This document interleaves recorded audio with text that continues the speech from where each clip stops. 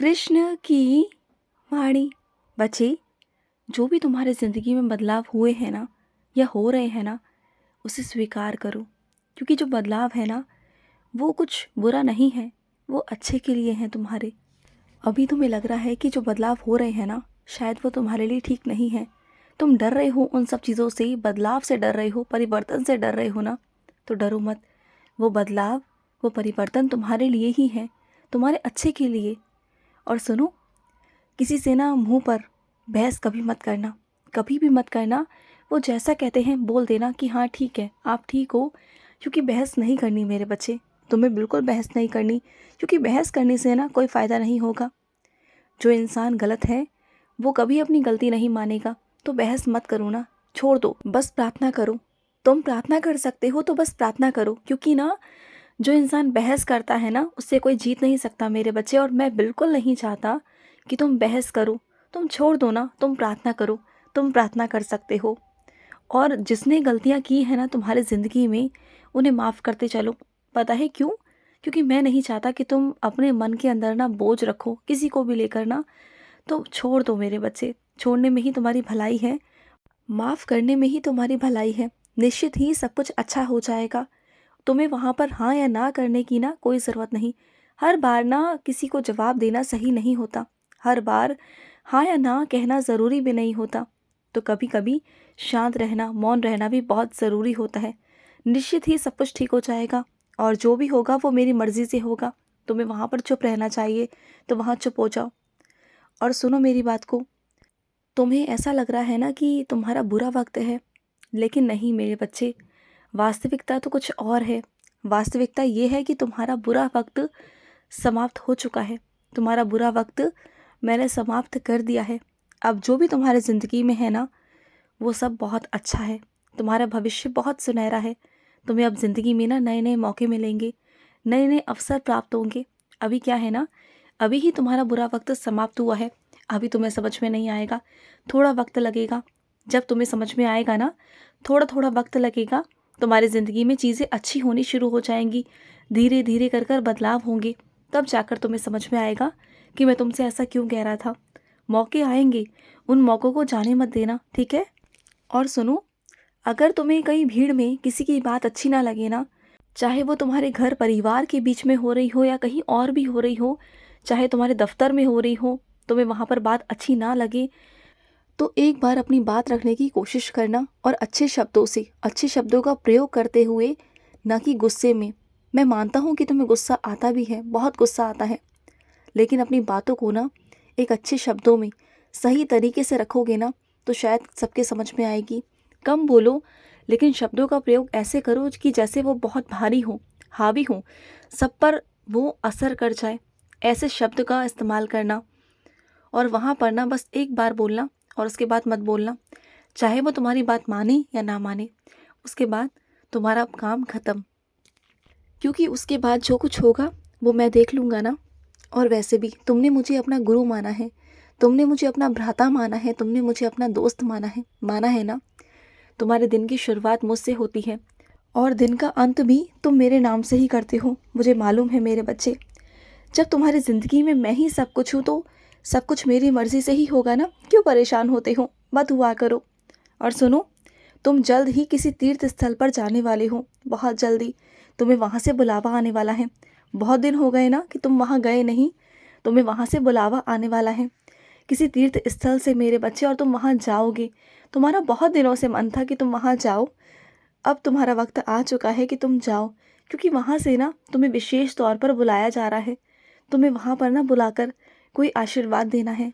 और सुनो, मेरे सामने बैठ कर ना, जब तुम नतमस्तक होते हो ना, अपनी हर एक बात को मेरे आगे रखते हो, अपने दिल की सारी बातें मुझसे कहते हो, अपने मन की अच्छी बुरी, लालच वाली बातें, प्रेम वाली बातें, नफ़रत वाली बातें, तुम जिसके लिए जैसा सोचते हो सारी बातें मुझसे कह देते हो ना, तो मुझे बहुत अच्छा लगता है।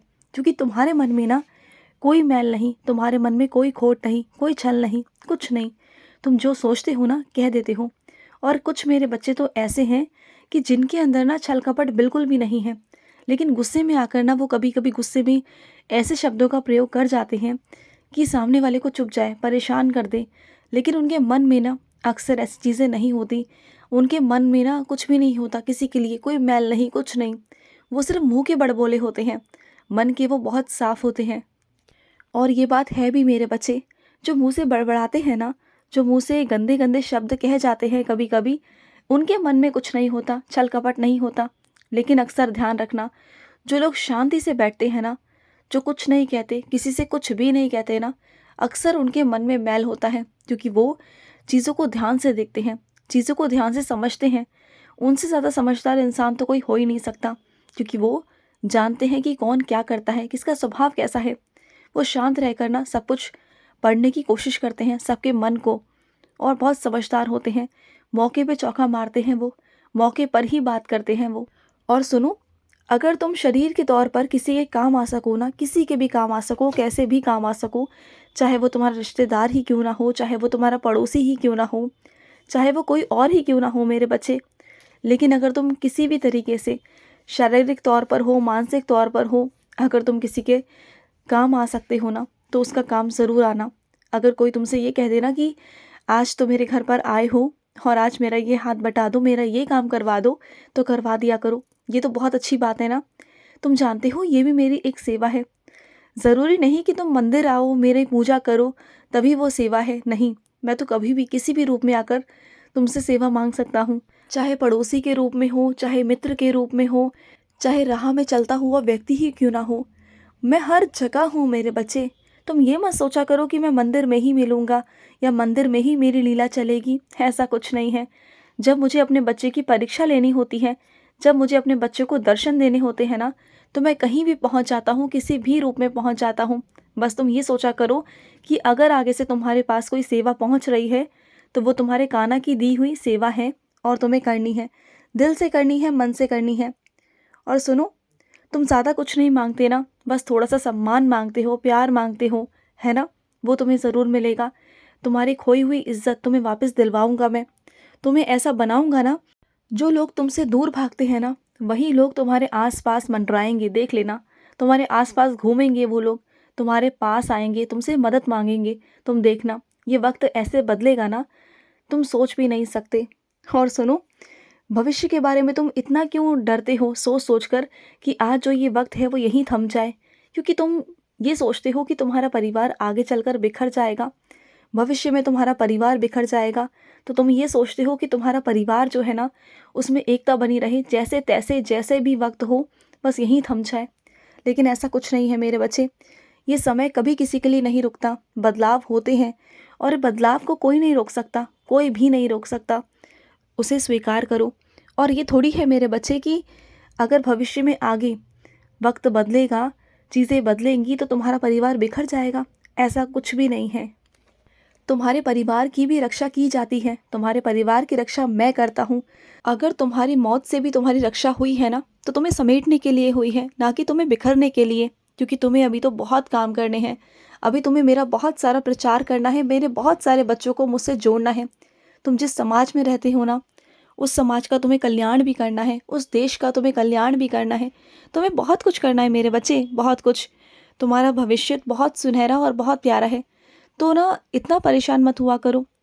और सुनो, जहाँ विश्वास है ना, वहाँ तुम्हारा कृष्ण भी है। तो चिंता मत करो, तुम्हारे विश्वास को मैं ठेस कभी नहीं पहुँचने दूँगा।